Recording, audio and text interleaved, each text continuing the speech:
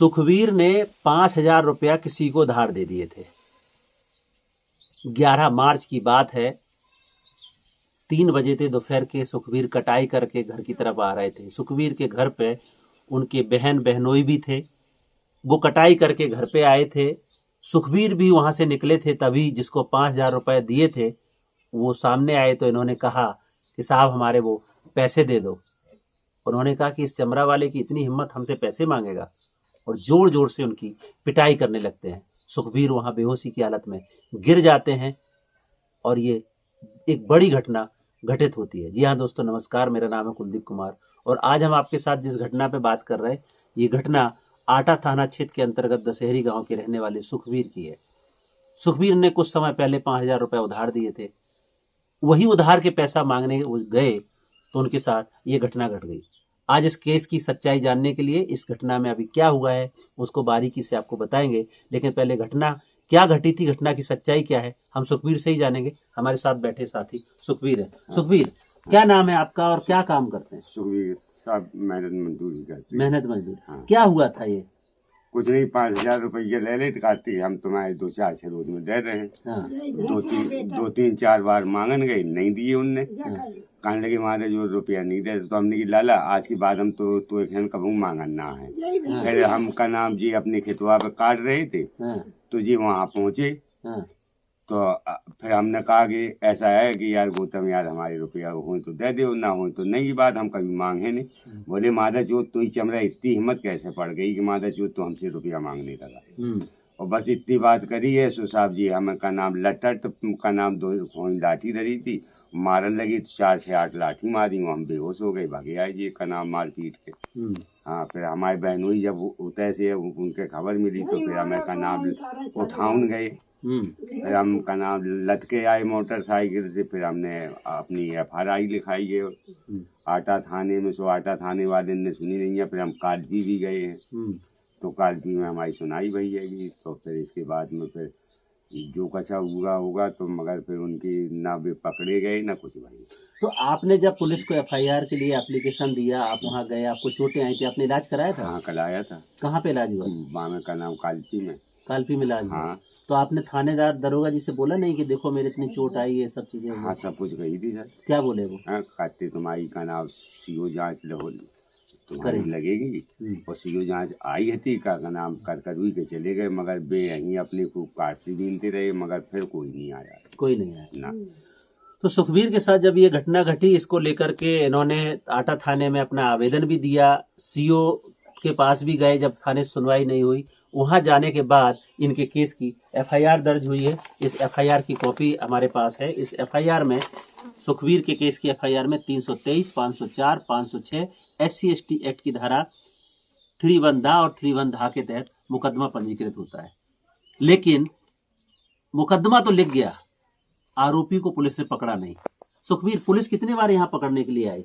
एक ही बार आई थी, फिर नहीं आई कभी। फिर नहीं आई ना, फिर एक बार नहीं आई है। और फिर हमने एक बार कही हुए जाकर के का नाम चौकी वाले से कि देखो भी खुलेआम घूम रहे हैं, आप क्यों नहीं पकड़ रहे हो?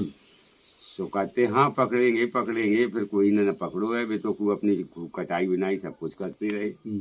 हमें जरूर एक बेहोश डरे रहे का हमारे पास इतनी चोटें आती। हाँ। तो जो 5,000 रुपए को लेकर लड़ाई हुआ था, जो आपको मिला नहीं है, वो मिल गए पैसे? नहीं मिले। नहीं मिले पैसे।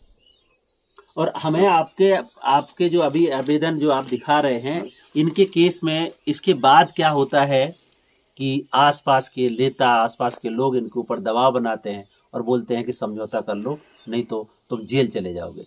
एक पीड़ित को ही, चूंकि सुखवीर पढ़े लिखे नहीं है, बेहद गरीबी की हालत में गांव में रहते हैं, कोई ज्यादा जानकारी नहीं है, और उनके पास एक ये नोटिस आता है।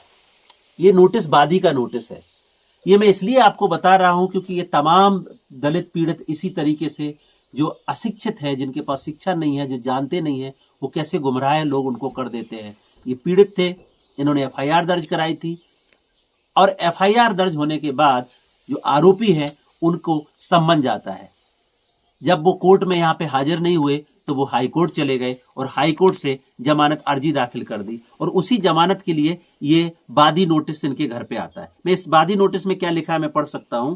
इस वादी नोटिस में वही लिखा है, उच्चतम न्यायालय इलाहाबाद में वादी को जो नोटिस दिया गया है कि इसमें आरोपी ने अपनी अपील दायर किया है और उस अपील के मुकदमा संख्या लिखा गया है, धाराएं लिखी गई हैं और उनको बताया गया है इन आरोपियों ने जमानत दाखिल किया है। आपको इसमें जो भी कहना है आप अदालत में आके बता सकते हैं। जब ये नोटिस यहाँ पे आता है तो उल्टा इनको, क्योंकि पढ़े लिखे नहीं है, इसमें इनके नाम से ये प्रतिलिपि आई तो उन्होंने बोला कि देखो ये जो आया है ये आपको जेल का ऑर्डर आ गया है। हाँ, नहीं आप नहीं जाओगे जेल, तो जेल जाओ। क्या जब ये पत्र आया तो आपको क्या बताया गया? बस यही बताओगे तो कि जो कना वही आओ तो कना एक से भाई तो वे अपने तय के चले गए, कहते हम इसमें कुछ नहीं जानते हैं जी, अपने उसी से पूछिए। तो वो आओ तो कना वही गौतम खुद आओ तो और वो आओ चतुर का तुझे कना हाई कोर्ट से आओ, आप नहीं जाओगे हाई कोर्ट तो आप जेल जाओगे, सुन लो। तो आप समझ रहे हैं कि जानकारी ना होने के अभाव में क्या क्या होता है। मैं इसलिए इस घटना को आप सबको दिखा रहा हूं कि इस घटना में सच्ची एफआईआर दर्ज हुई है, आरोपियों को जेल जाना था लेकिन आरोपियों ने एक षड्यंत्र रचा, क्योंकि सुखबीर जो है अनपढ़ थे, उनको पता नहीं था, उल्टा उन्हीं का नोटिस और उनको आकर के बताते हैं कि देखो तुम्हारे जेल जाने का ऑर्डर आ गया। सुखबीर पढ़े लिखे नहीं थे, सुखबीर को डराया गया, धमकाया गया और उनको बोलो चलो आप जाइए। तो फिर क्या बोले, आपको लेकर के कहीं गए? हाँ, फिर इलाहाबाद ले जा रहे थे। सो गली में हम कना उन्हीं विजय नन्ना के ना तो इनने कना उनके ते कछु भंडारा अंडारा है तो ना सो उनने हमें फिर दारू भी पिला दी। अच्छा, दारू पिला दी।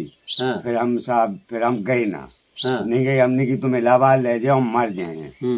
तो फिर ये इनने आओ नहीं दो, फिर हम भग आए जबरदस्ती कि हम अपनी जान खो दें। फिर बोले कहने लगे तो फिर जाओ हम तुम्हें छोड़ आए, तो वे हमें छोड़ गए कछु दूर तक, हम अपने घरे आ गए। फिर उनने दोबारा ऐसी नोटिस फिर एक लेके आई हमारे पास, बोले कहने लगे यार अब जाने पड़े नहीं तो तुम्हें जेल जाने पड़ेगा। तो फिर हमें दोबारा फिर ये लेके गए हैं विजय। हाँ, विजय। तो आप सुन रहे हैं कि एक बार जब इनको लेकर के दारू भी पिलाई जाती है, दारू पिलाने के बाद इन्होंने कहा कि साहब हम हाई कोर्ट नहीं जाएंगे, हम मर जाएंगे लेकिन हम नहीं जाएंगे। उसके बाद फिर से एक नोटिस दे करके इनको धमकाया जाता है कि चलो। फिर तुम क्या करते हैं, इलाहाबाद जाते हैं? हाँ, फिर हम इलाहाबाद जाते। इलाहाबाद खुद गाड़ी लेके आए और लेवा गए, उतर राखो रात भर उतर। और फिर उनने भी जो न का नाम बयान उनने की आधार कार्ड ले चलियो, जो ले चलियो। और फिर कहते उन्होंने तो मैं सब कुछ का नाम कहते कागलाने जेल जे हो तो सो नहीं हमारा आधार कार्ड लगवा दो, हम वहाँ में कुछ जानत नहीं है साहब। हाँ, कहते तुम्हें का करने बाकी जिम्मेदारी हमारी तुम्हारे ऊपर कछु हो जाए। हाँ। तो आप सुन रहे हैं इस पीड़ित की व्यथा जो सुखबीर बता रहे हैं कि किस तरीके से, सोचिए दलित समुदाय में इस SC/ST prevention of atrocity act जिसमें एक मुकदमा दर्ज होता है, उसको कानून को लागू हुए लगभग 35 साल हो रहे हैं। 35 साल के बाद भी लोगों को कानून के बारे में कुछ भी नहीं पता, बेचारे अनपढ़ हैं।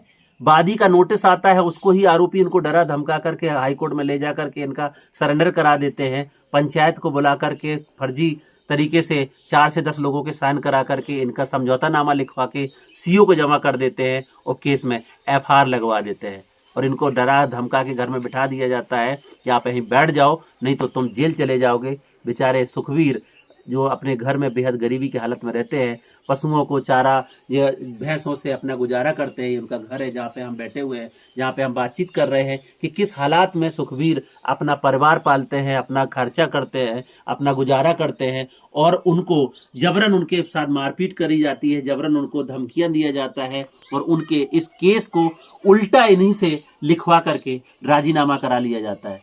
सरकार, कानून, तमाम तरीके के लीगल एडवाइजर लोग जानकारियां देते हैं, जागरूक करते हैं, लेकिन सुखबीर जैसे लोगों तक वो जानकारी नहीं पहुंच पाई और सुखबीर को जबरन दबंगों ने ले जा करके इलाहाबाद हाईकोर्ट में सरेंडर करा दिया और इनके केस में FR लगा दिया। सुखबीर चाहते थे कि न्याय मिले, लेकिन कैसे न्याय मिले कुछ पता ही नहीं था। सुखबीर, अगर आपको ये जानकारी पता चलती तो क्या करते आप? हम साहब कहूँ न जाते, ना हाई कोर्ट जाते न कहूँ जाते, अपने घरे रहती। जब हम का नाम जब उनने कही कि तुम्हें जेल जाने पड़े तो से हम मजबूरन जाने पड़ो कि चलो आई अपनी कागज लाने जेल जाने पड़े। हमारे जो कर रहे तो फिर वो में रुपया फूके हम जेल जाने पड़े।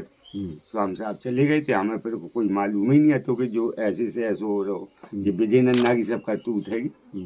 विजय नन्ना जबरदस्ती इन्हन से खूब दारू पे खूब पिवा देते, सब कुछ कर देते और खूब इन्हन से ले जाते कि कहते चिंता न करो, हम ऐसे भी तुम्हारी तरफ। हाँ, और उन्हन जाके बस उनने की हाई कोर्ट में ले जाके उन्हन इलाहाबाद में से उनने हमसे अंगूठा निशानी और वो उनने की आधार कार्ड दो जो दो, उनने हमसे सब करवी के वो बोले कहने लगी अब बस ठीक है, तुम्हारा कोई काम नहीं है, बस हमें का नाम लिवा लिया कहते अब तुम कछू नहीं हुआ तुम्हारा, बस ये ऐसी बात है। वही अपनी और भगे आए।